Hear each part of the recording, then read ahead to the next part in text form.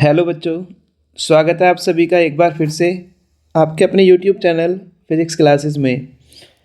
तो आज हम फिज़िक्स का क्लास 12th एक और इम्पोर्टेंट टॉपिक जिसका नाम है हाइड्रोजन एटम, हाइड्रोजन परमाणु स्टार्ट करने वाले हैं। कैसे क्वेश्चन पूछा जाता है सबसे पहले मैं ये बता दूंगा। सबसे पहले क्वेश्चन पूछा जाता है, बोहर के परमाणु मॉडल के आधार पर सिद्ध कीजिए कि परमाणु की स्थायी कक्षा की त्रिज्या मुख्य क्वांटम संख्या के वर्ग के अनुक्रमानुपाती होती है। यह पूछ लेगा कि हाइड्रोजन परमाणु की ऊर्जा बताइए, या हाइड्रोजन परमाणु का वेग बताइए, या रेडबर्ग नियतांक के पदों में ऊर्जा का सूत्र लिखिए। जो भी पूछा जाएगा वो आपको लिखना है। कुल ऊर्जा, स्थितिज ऊर्जा, गतिज ऊर्जा, सब कुछ देखेंगे इस वीडियो में। ठीक है, जो पूछा जाएगा करना वही है पेपर में, सारा नहीं करना। तो हाइड्रोजन एटम के बारे में पढ़ते हैं। हाइड्रोजन एटम क्या होता है? देखिए, हाइड्रोजन एटम बोल सकते हैं या हाइड्रोजन जैसा कोई भी एटम जिसके पास क्या हो, जिसके पास क्या हो, बाह्यतम कक्षा में एक इलेक्ट्रॉन हो। कितने हो? एक इलेक्ट्रॉन हो बाह्यतम कक्षा में, उसे क्या बोल सकते हैं आप? हाइड्रोजन जैसा एटम। क्या बोल सकते हैं? हाइड्रोजन जैसा एटम। देखिए, तो हमने माना ये हमारे पास एक नाभिक है। ये किसका नाभिक है? हाइड्रोजन का। इसके चारों ओर इलेक्ट्रॉन रिवॉल्व करते हैं कक्षा में। हाइड्रोजन के पास एक इलेक्ट्रॉन होता है, तो एक ही कक्षा हमने दिखाई है। तो यहाँ पर हमने माना कोई इलेक्ट्रॉन है, ये एक इलेक्ट्रॉन है, ये है नाभिक। ये क्या है? नाभिक। और नाभिक पर आवेश होता है प्लस ZE। जहाँ Z है उसका परमाणु क्रमांक, हाइड्रोजन के लिए परमाणु क्रमांक कितना होगा? +1। सॉरी, क्या होगा? 1। और यहाँ पर कोई इलेक्ट्रॉन रिवॉल्व कर रहा है। यहाँ कोई इलेक्ट्रॉन है जो गति कर रहा है इस तरह से v वेग से। इसका द्रव्यमान कितना है? m है। द्रव्यमान कितना? m है। स्थायी कक्षा में इलेक्ट्रॉन घूम रहा है। तो स्थायी कक्षा में जो इलेक्ट्रॉन घूम रहा है, हमने मान लिया कि क्या माना? क्या माना?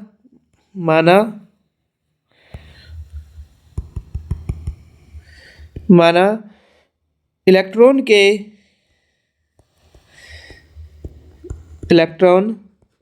के आवेश, द्रव्यमान, वेग तथा कक्षा की त्रिज्या क्रमशः, तो आवेश कितना माना है हमने? Q, द्रव्यमान m, वेग v तथा कक्षा की त्रिज्या कितनी? R है। अब क्या होगा कि जब ये इलेक्ट्रॉन नाभिक के चारों ओर घूम रहा है तो इसकी त्रिज्या कितनी मानी हमने? R। कितनी मानी है? R। तो घूमते हुए इलेक्ट्रॉन पर दो बल कार्य करते हैं। एक तो अभिकेंद्र बल लगेगा जो इसके केंद्र की ओर लाने का प्रयास करेगा, और दूसरा लगेगा, ये भी आवेश है, नाभिक के पास भी आवेश है, इसके पास भी आवेश है, इलेक्ट्रॉन के दोनों के बीच में स्थिर वैद्युत आकर्षण बल लगेगा। कैसा बल लगेगा? आकर्षण, क्योंकि ये पॉजिटिव है और ये नेगेटिव है। तो क्या होगा कि इलेक्ट्रॉन को अपनी कक्षा में घूमने के लिए आवश्यक अभिकेंद्र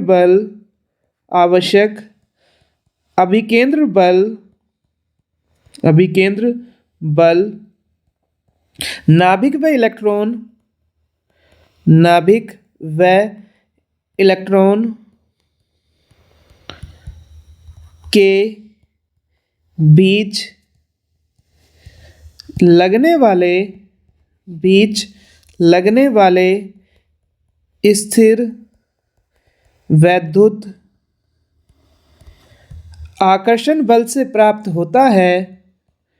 आकर्षण बल से प्राप्त होता है तब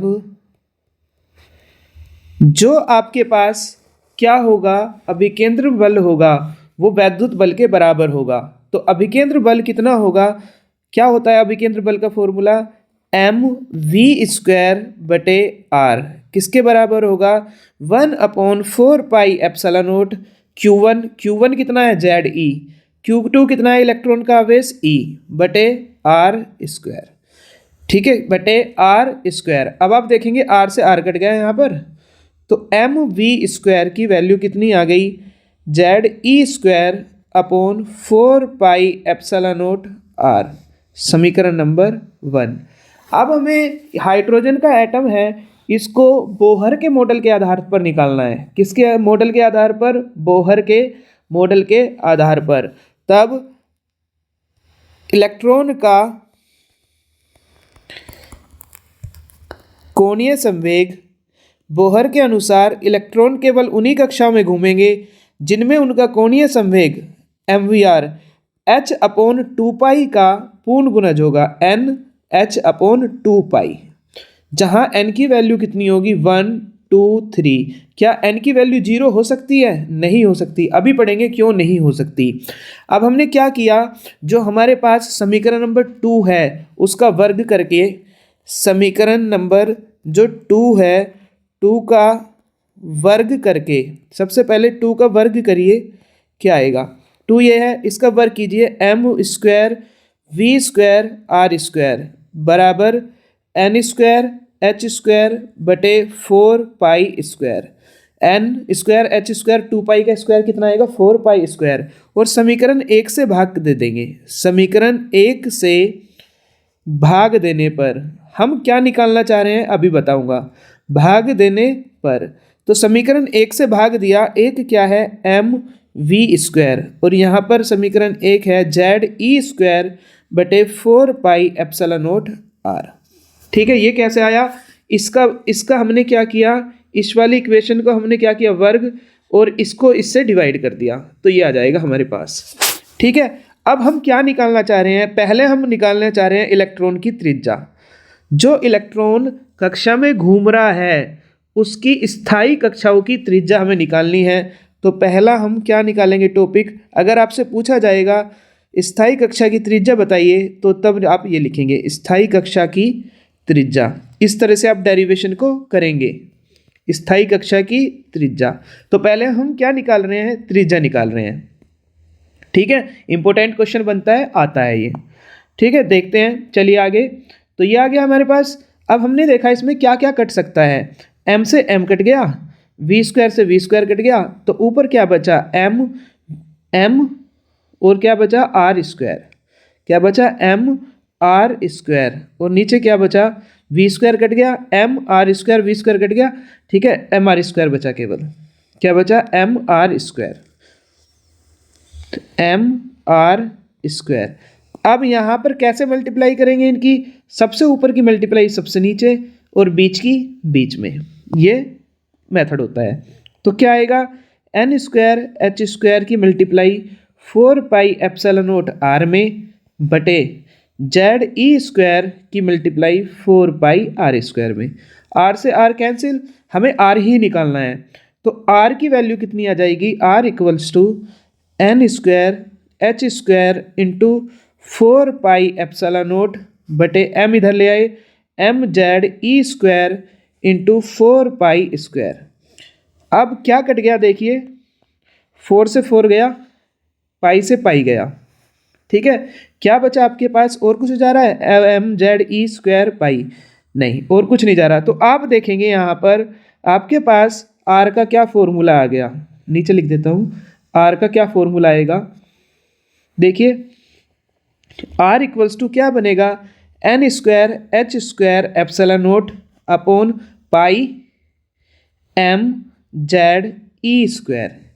ये कोई भी स्थायी कक्षा में घूमते हुए इलेक्ट्रॉन की त्रिज्या का सूत्र है, जहां n का मान 1 2 3 4 5 होगा और n का मान यहाँ पर 0 नहीं हो सकता। अगर n का मान 0 होगा तो आप इस समीकरण में n का मान 0 रखेंगे तो r 0 हो जाएगा। r 0 का मतलब क्या है समझिए, r 0 का मतलब है कि इलेक्ट्रॉन की कोई भी त्रिज्या नहीं है, और इलेक्ट्रॉन की त्रिज्या नहीं होगी मतलब इलेक्ट्रॉन नाभिक के अंदर है। क्या इलेक्ट्रॉन नाभिक के अंदर होता है? नहीं होता, इसलिए n का मान 0 नहीं हो सकता।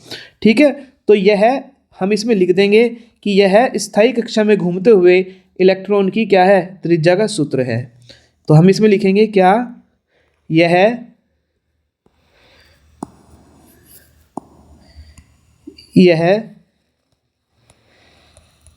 स्थायी कक्षा में घूमते हुए इलेक्ट्रॉन की त्रिज्या का सूत्र है। अब देखिए यहाँ पर इलेक्ट्रॉन के लिए क्या क्या फिक्स होता है। देखिए इलेक्ट्रॉन के लिए यहाँ देखिए क्या क्या आ रहा है आपके पास, H आ रहा है। H मतलब प्लांक नियतांक, कितनी वैल्यू होती है, 6.64 इंटू 10⁻⁻34 जूल सेकेंड। फिर है एप्सिलॉन नोट, एप्सिलॉन नोट की वैल्यू बताइए कितनी होती है, epsilon naught equals to 8.85 into 10⁻⁻12 coulomb square पर न्यूटन मीटर स्क्वायर। फिर बचा पाई, पाई की वैल्यू कितनी होती है, पाई इक्वल्स टू 3.14। एम की वैल्यू इलेक्ट्रॉन के लिए 9.1 इंटू 10⁻⁻31 किलोग्राम। जेड कितना होता है, अभी जेड की वैल्यू रखेंगे बाद में। ई की वैल्यू कितनी होती है, 1.6 इंटू 10⁻⁻19 कूलाम। के मान रखने पर, के मान कहाँ रखेंगे, ये समीकरण नंबर कितनी मान ली हमने, ये समीकरण नंबर आ गई हमारे पास। इससे पहले एक और मान लीजिए, ये 2 है, ठीक है, और ये आ गई आपकी, चलो बाद में मान लेंगे, ये 3 हो गई, ठीक है। तो के मान कहाँ रखेंगे, समीकरण 3 में रखने पर। ये मान कहाँ रखेंगे, समीकरण 3 में। तो समीकरण 3 में रखेंगे, कितना आएगी वैल्यू, देखिए R इक्वल्स टू, जब इन वैल्यू को रखेंगे सोल्व करेंगे तो RN, nवीं कक्षा में त्रिज्या का फॉर्मूला आ जाएगा 0.53 n² बटे Z एंगस्ट्रोम। RN बराबर 0.53 n² बाय Z एंगस्ट्रोम। और यहाँ पर लिख देंगे हाइड्रोजन के लिए Z कितना होता है 1, हाइड्रोजन के लिए Z कितना होता है 1। तो RN की वैल्यू कितनी आ जाएगी 0.53 n², जहाँ n की वैल्यू कितनी होगी 1 2 डैश डैश डैश, n कितना होगा 1 2 3 डैश डैश डैश। तो ये आपके पास फॉर्मूला आ जाएगा RN का, क्या आ जाएगा फॉर्मूला 0.53 n²। अब इसके ऊपर क्या पूछा जाएगा आपसे न्यूमेरिकल में, देखिए वो कहेगा पहली कक्षा के लिए, क्या पूछेगा, पहली कक्षा के लिए, पहली कक्षा की त्रिज्या बताइए कितनी होगी, पहली कक्षा के लिए। तो आप पहली कक्षा के लिए n का मान कितना रखेंगे 1, तो R1 0.53 और n² का मतलब 1 का स्क्वायर, तो 0.53 एंगस्ट्रोम। आंसर किस में आएगा यहाँ, एंगस्ट्रोम। दूसरी कक्षा के लिए ये पूछे जाएंगे आपसे कि पहली कक्षा की त्रिज्या बताइए। दूसरी कक्षा के लिए क्या होगा, n की वैल्यू कितनी रखेंगे 2, तो R2 कितना आएगा, फॉर्मूला है 0.53 n² यानी कि 2 का स्क्वायर, तो 0.53 इंटू 4 तो 2.12 एंगस्ट्रोम। इसी तरह से कितनी भी कक्षा पूछी जाए आप निकाल सकते हो। एक और मैं निकाल के दिखा रहा हूँ आपको, तीसरी कक्षा के लिए, किसके लिए, तीसरी कक्षा के लिए n का मान कितना रखेंगे आप 3, n का मान 3, जितनी भी कक्षा उतना ही n का मान। तो R3 0.53 इंटू 3 का स्क्वायर यानी कि 9 की मल्टीप्लाई होनी है, तो यह आ जाएगा 4.77 एंगस्ट्रोम, 4.77 एंगस्ट्रोम।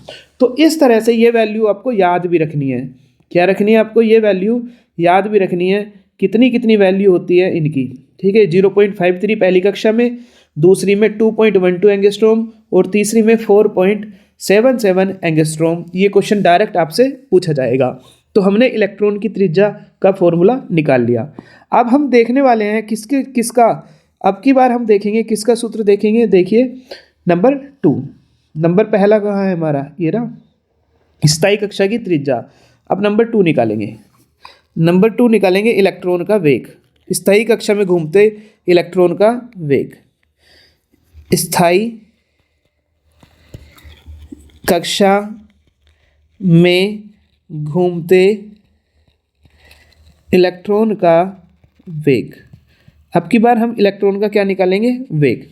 देखिए इलेक्ट्रॉन का वेग निकालने के लिए आप देखिए समीकरण कहाँ है, ये आई है हमारे पास आर एन की वैल्यू। समीकरण नंबर 3 का मान हम रख देंगे समीकरण 2 में।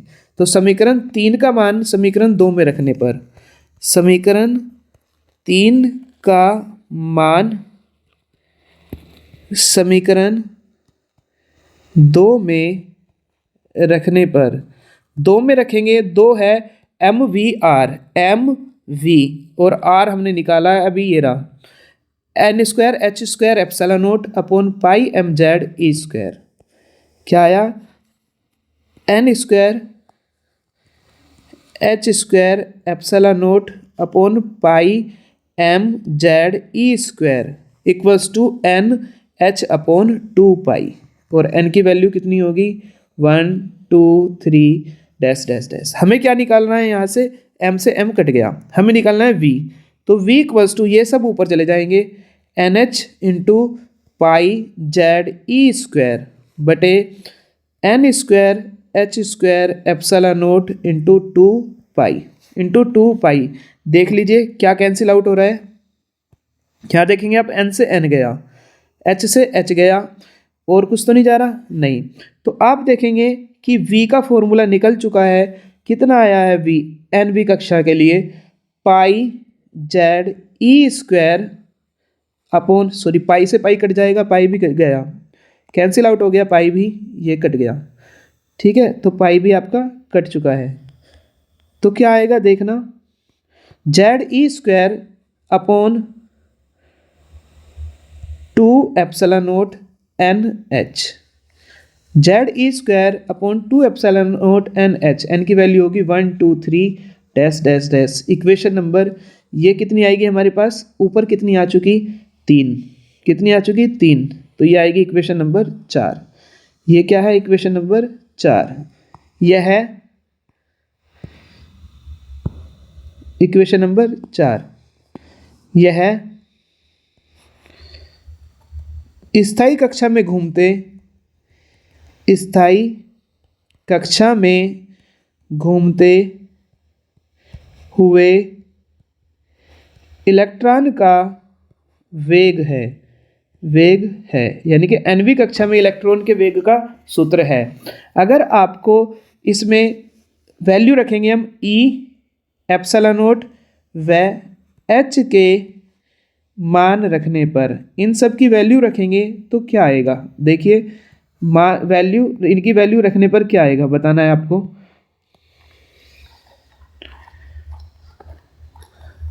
तो जब आप इन सब की वैल्यू रखेंगे तो क्या आएगा यहाँ पर, देखिए वी एन की वैल्यू आ जाएगी 2.1 इंटू 10 की पावर 6, 2.1 इंटू 10 की पावर 6 अपॉन एन, और जेड कितना रख देंगे यहाँ पर 1, जेड बराबर कितना रखेंगे 1, तो 2.1 इंटू 10 की पावर 6 बाई एन मीटर प्रति सेकंड। क्या आएगा, मीटर प्रति सेकंड। और यहाँ पर आप देखेंगे कि जो वी एन है वो 0.53, यानी कि वी एन है वो अनुक्रमानुपाती आ रहा है आर एन स्क्वायर के, किसका आ रहा है, एन स्क्वायर के।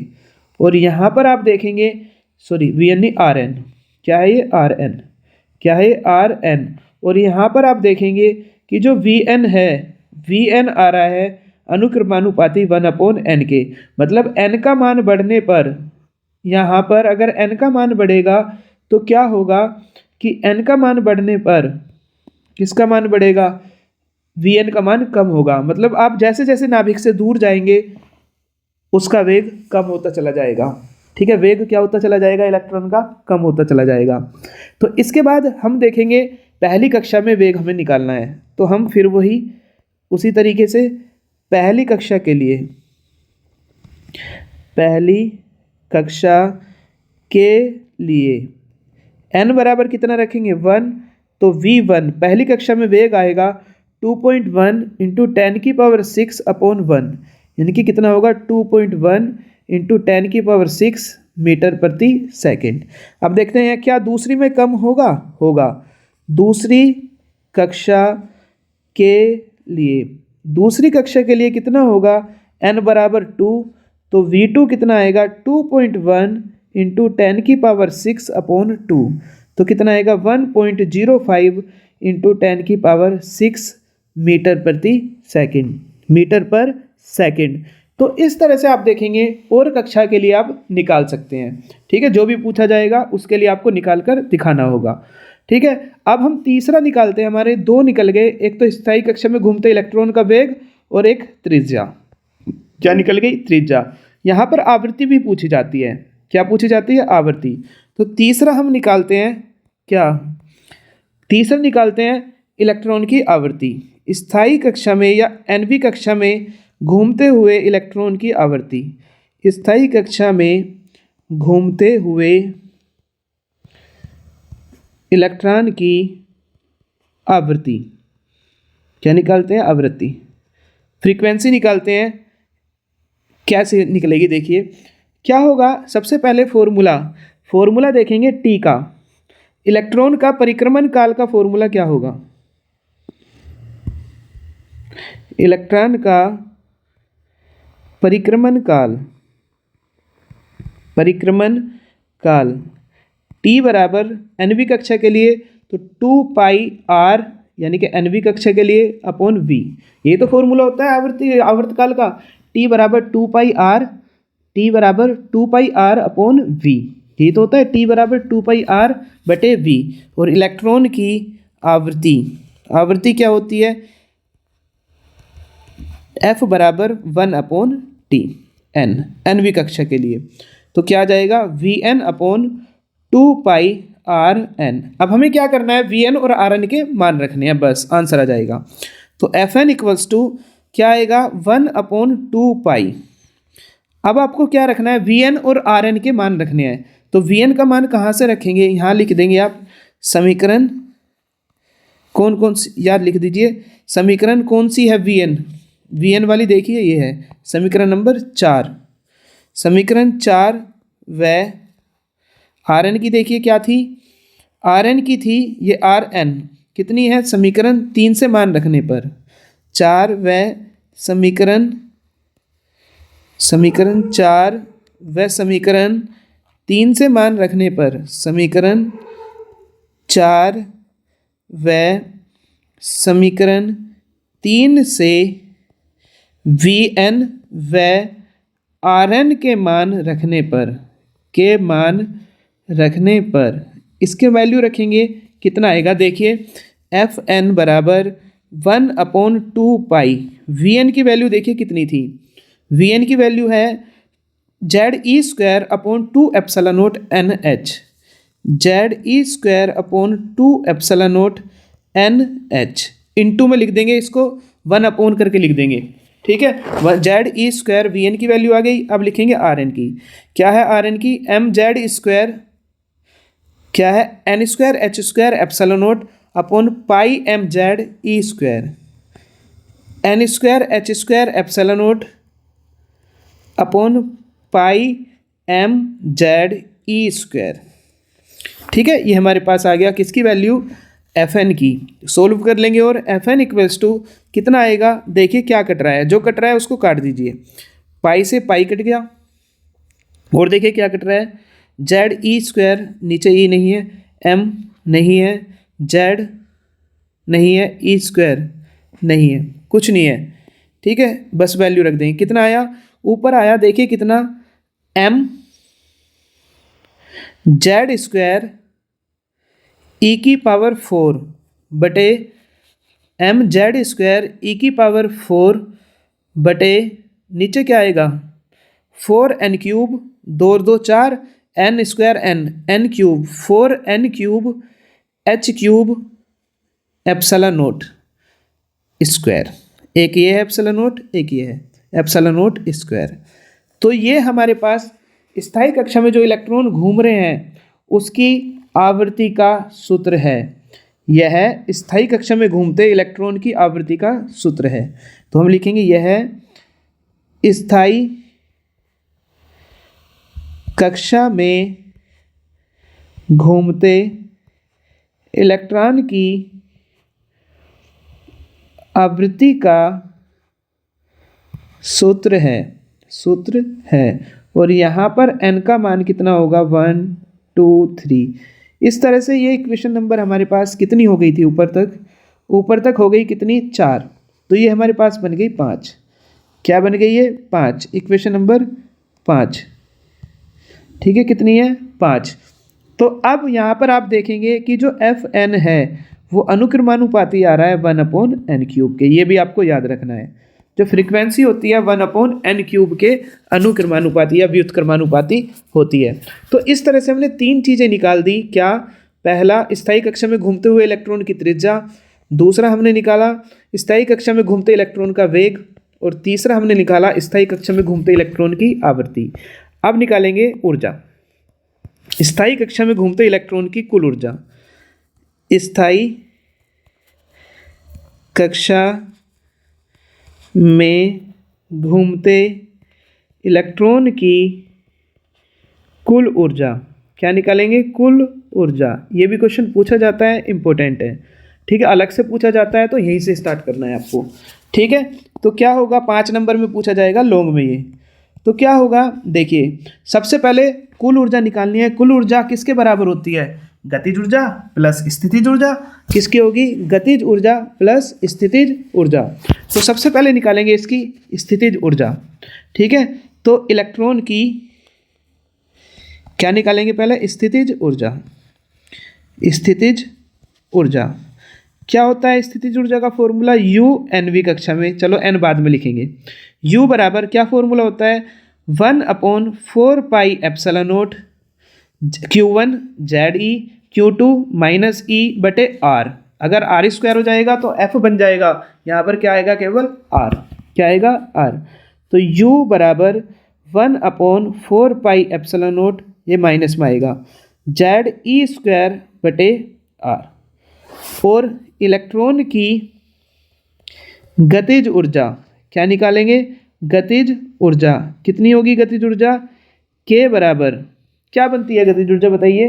गतिज ऊर्जा का फॉर्मूला क्या होता है? mv। गतिज ऊर्जा का बताइए, 12 mv²। क्या होगा? 12 mv²। क्या करना है? v और r की वैल्यू रखनी है, आंसर आ जाएगा। तब चलो इसको और सोल्व कर लेते हैं। अभी बाद में रखते हैं वैल्यू। देखिए इसको बाद में निकालेंगे, पहले और सोल्व करेंगे इसको। u = -1/4 pi epsilon not ZE² और 1/r की वैल्यू रखनी है, यानी कि r की वैल्यू को उल्टा कर देना। तो r की क्या थी? n² h² epsilon not. कहाँ है? ये रही, n² h² epsilon naught upon पाई mZE²। n² h² epsilon naught upon पाई mZE²। n² h² epsilon naught upon पाई mZE²। ये हमारे पास वैल्यू आ जाएगी। तो अब आपको सोल्व करना है इसको। u = कितना आएगा? देखना कुछ कट रहा है क्या? पाई से पाई कट गया, 4 एप्सिलॉन नॉट नहीं कटेगा कुछ भी। ठीक है, ZE² कुछ नहीं कटेगा। तो u की वैल्यू आपके पास क्या आ गई? देखना, u = हमारे पास आ गया, ऊपर आया -mZ² E⁴ upon 4 epsilon not square n² h²। 4 epsilon not square n² h²। ये हमारे पास आ गया, जहाँ n की वैल्यू कितनी होगी? 1 2 3 ... ये स्थायी कक्षा में घूमते हुए इलेक्ट्रॉन की स्थितिज ऊर्जा का सूत्र है, समीकरण नंबर 6। ऐसे ही निकालेंगे हम गतिज ऊर्जा। ठीक है, क्या निकालेंगे? गतिज ऊर्जा। इलेक्ट्रॉन की गतिज ऊर्जा, क्या सूत्र होता है गतिज ऊर्जा का? K बराबर 12 mv²। v की वैल्यू रखेंगे, K बराबर 12 mv की वैल्यू रखेंगे। कहाँ से? समीकरण नंबर इससे, ZE² upon 2 epsilon not NH। ZE² upon 2 epsilon not NH का स्क्वायर। कहाँ से? समीकरण जो v वाली थी 4 से। देख लेना 4 है या 5 है। v वाली कौन सी थी? देखिए ये v वाली है, 4 है, और R वाली 3 है, तो ये 3 से आया था ऊपर। किससे आया था? ये 3 से। ठीक है, ये कहाँ से आया था? समीकरण 3 से। ठीक है, देखिए वैल्यू कितना आएगा, ये आया k बराबर m जेड स्क्वायर ई की पावर 4 अपॉन 2 दूनी 4 दूनी 8 epsilon not square n square h square, जहाँ n की वैल्यू कितनी होगी 1 2 3 डैश डैश डैश। तो ये स्थायी कक्षा में घूमते हुए इलेक्ट्रॉन की गतिज ऊर्जा का सूत्र है। तो अब निकालेंगे इलेक्ट्रॉन की कुल ऊर्जा। इलेक्ट्रॉन की कुल ऊर्जा कितनी होगी? E बराबर k प्लस यू। देखिए E बराबर k कितना आया? m जेड स्क्वायर ई की power 4 upon 8 epsilon not square n square h square plus minus हो जाएगा m जेड स्क्वायर, देखिए क्या है, ये है m जेड स्क्वायर ई की power 4 upon 4 epsilon not square n square h square. तो यहाँ से E क्या कॉमन आ गया? ये बचेगा 1/8, ये बचेगा 1/4, बाकी सब कॉमन आ गया। m जेड स्क्वायर ई की power 4 upon epsilon not square n square h square. 1/8 minus 1/4 कितना बचेगा? -1/8। तो ई एन की वैल्यू आ जाएगी माइनस m जेड स्क्वायर ई की power 4 upon 8 epsilon not square n square h square. तो ये स्थायी कक्षा में घूमते हुए इलेक्ट्रॉन की कुल ऊर्जा का सूत्र है। इलेक्ट्रॉन की किस ऊर्जा का सूत्र है? कुल ऊर्जा का सूत्र है। तो ये आपको लिखना है कि यह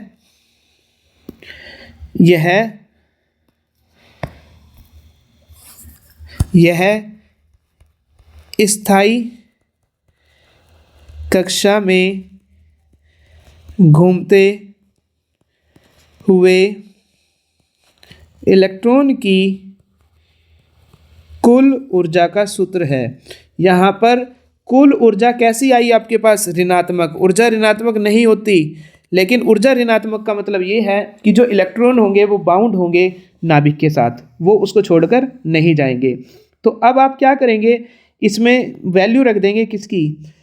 m e epsilon not h के मान रखने पर, जब इसके आप मान रखेंगे तो En की वैल्यू आ जाएगी En -13.6 जेड स्क्वायर बटे n स्क्वायर, और ये किस में आएगा? इलेक्ट्रॉन वोल्ट में।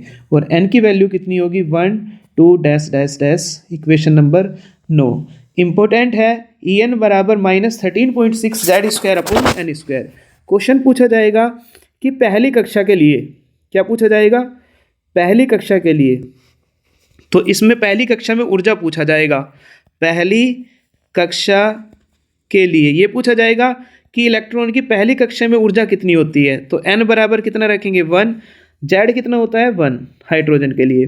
तो क्या आएगा? E1 -13.6 इंटू ये तो 1 हो गया बटे 1 का स्क्वायर, तो कितना आएगा? -13.6 इलेक्ट्रॉन वोल्ट।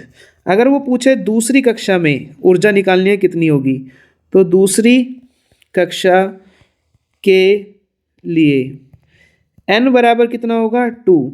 तो E2 कितना होगा? -13.6 अपॉन n स्क्वायर, यानी कि 2 का स्क्वायर। 4 से डिवाइड करेंगे, 4 तिया 12, 4 चौक 16, 3.4 माइनस इलेक्ट्रॉन वोल्ट में। अगर वो पूछे तीसरी कक्षा के लिए, किसके लिए? तीसरी कक्षा के लिए। तो जो तीसरी कक्षा है उसके लिए क्या होगा? n बराबर कितना होगा? 3। तो E3 होगा -13.6 अपॉन 3 का स्क्वायर। 9, तो 9 एकम 9, 9 पंचे 45, 1.51 इलेक्ट्रॉन वोल्ट। तो इस तरह से वो आपसे क्वेश्चन पूछेगा, आपको सीधा फॉर्मूला यही वाला याद रखना है। En बराबर -13.6 जेड स्क्वायर बटे n स्क्वायर। En बराबर -13.6 जेड स्क्वायर बटे n स्क्वायर। ठीक है, एक और आता है इसमें, बस ये लास्ट है अब रिडबर्ग नियतांक के पदों में। ये 4th हो गया। अब आएगा 5, नंबर 5 क्या है? कुल ऊर्जा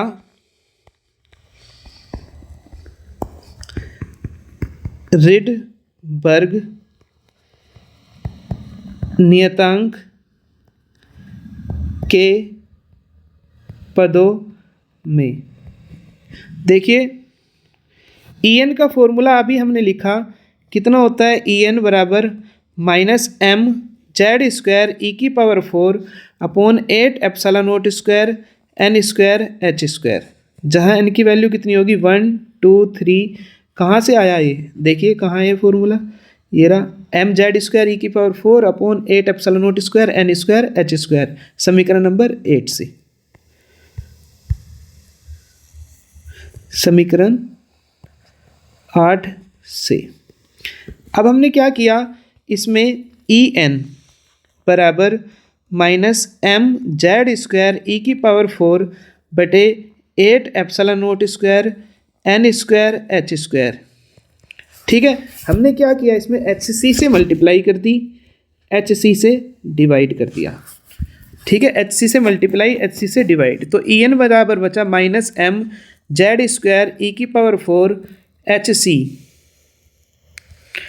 e⁴/HC बटे 8 epsilon not square, epsilon not square होगा, 8 epsilon not square n square h square, 8 epsilon not square n square h³ c।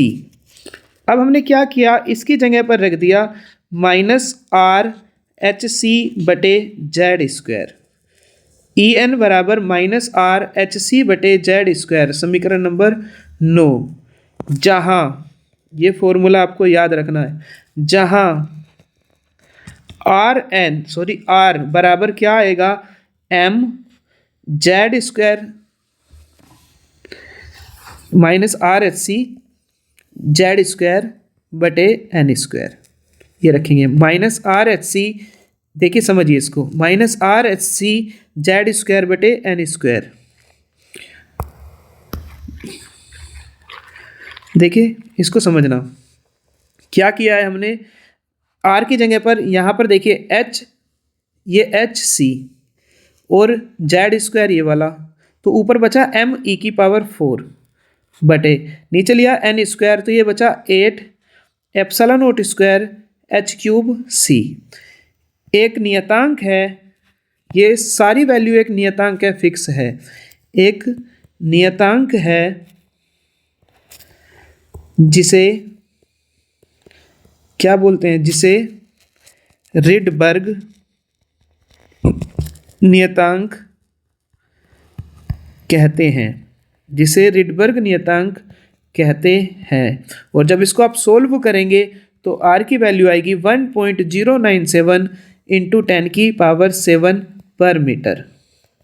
ये R की वैल्यू आएगी रिडबर्ग नियतांक की, R = 1.097 × 10⁻7। तो इस तरह से ये ऊर्जा का सूत्र है, किसके पदों में है? ये ऊर्जा का सूत्र है किसके पदों में?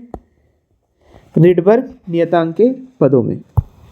एक और निकाल लीजिए इसमें, उत्सर्जित विकिरण की तरंग दैर्ध्य 5 6, फिर ये कंप्लीट हो जाएगा। जो भी पूछा जाएगा वही आपको करना है। उत्सर्जित विकिरण की तरंग दैर्ध्य, तरंग दैर्ध्य, देखिए क्या होगा, समझिए इसको। देखिए हमने बनाया, एक ऊर्जा स्तर है E1, निचला ऊर्जा स्तर, निम्न ऊर्जा स्तर, यहाँ से इलेक्ट्रॉन था, इसको ऊर्जा दी, ये उच्च ऊर्जा स्तर में चला गया E2। ठीक है, कहाँ चला गया? E2। वापिस आया, प्रकाश निकालेगा, किस आवृत्ति का? न्यू = E2 - E1 बटे h, इसी का तो निकालेगा, E2 - E1 बटे h। तो जो आवृत्ति का प्रकाश निकालेगा, उत्सर्जित प्रकाश की आवृत्ति, उत्सर्जित प्रकाश की आवृत्ति कितनी होगी? न्यू बराबर E2 - E1 बटे h, E2 - E1 बटे h, यही तो होगा। ये आ गया था इक्वेशन नंबर 9, E2 - E1 बटे h, इक्वेशन नंबर 10। चूंकि En क्या फॉर्मूला होता है? R H C Z square बटे एन स्क्वायर। अभी हमने निकाला है, ये रहा minus R H C Z square बटे एन स्क्वायर। तो यहाँ से E1 कितना होगा पहली कक्षा में, minus R H C Z square बटे, पहली कक्षा में मान लिया हमने n कितना है यहाँ पर n1 और यहाँ पर कितना है n2, n1 स्क्वायर। और E2 कितना होगा minus R H C Z square बटे n2 स्क्वायर। तब ये वैल्यू को रख देंगे हम इसमें, तब न्यू बराबर 1/h E2 minus E1। E2 कितना है minus R H C Z square बटे n2 का स्क्वायर माइनस E1 है R H C Z square बटे n1 का स्क्वायर। देखिए अब आगे क्या बचेगा, ये न्यू बराबर 1/h, ये बचेगा माइनस माइनस प्लस हो जाएगा, R H C Z square बटे n1 square minus R H C Z square बटे n2 स्क्वायर। कॉमन ले लीजिए, क्या कॉमन आएगा, देखिए क्या कॉमन आएगा इसमें से, न्यू बराबर 1, ऊपर से आ गया R H C Z square और यहाँ बचा h, 1/n1 square minus 1/n2 square. हमें निकालना है उत्सर्जित विकिरण की तरंग दैर्ध्य, चूंकि न्यू बराबर क्या होता है c बटे लैम्डा, तब न्यू की जगह कितना रखेंगे c बटे लैम्डा बराबर h से h कट गया, R C Z square 1/n1 square minus 1/n2 square. c से c गया तो 1/लैम्डा की वैल्यू आ गई are Z square 1/n1 square minus 1/n2 square. और हाइड्रोजन के लिए जेड कितना होता है 1, हाइड्रोजन के लिए जेड कितना होता है 1। तब क्या फॉर्मूला बनेगा, ये आपके पास फॉर्मूला बन जाएगा 1/लैम्डा equals to R 1/n1 square minus 1/n2 square. जहाँ n1 है लोअर एनर्जी स्टेट, जहाँ n1 क्या है लोअर एनर्जी स्टेट और n2 है आपके पास हायर एनर्जी स्टेट। क्या होगी हायर एनर्जी स्टेट। इस फॉर्मूले का यूज होगा जब आप क्या पढ़ेंगे स्पेक्ट्रम, हाइड्रोजन स्पेक्ट्रम पढ़ेंगे, तब इस फॉर्मूले का यूज होगा, इम्पोर्टेंट। ठीक है, तो इस तरह से हमने 6 चीज़ें इसमें निकाल ली। जो भी पूछा जाएगा आपसे वही आपको करना है। ठीक है, चलिए मिलते हैं नए टॉपिक के साथ। धन्यवाद।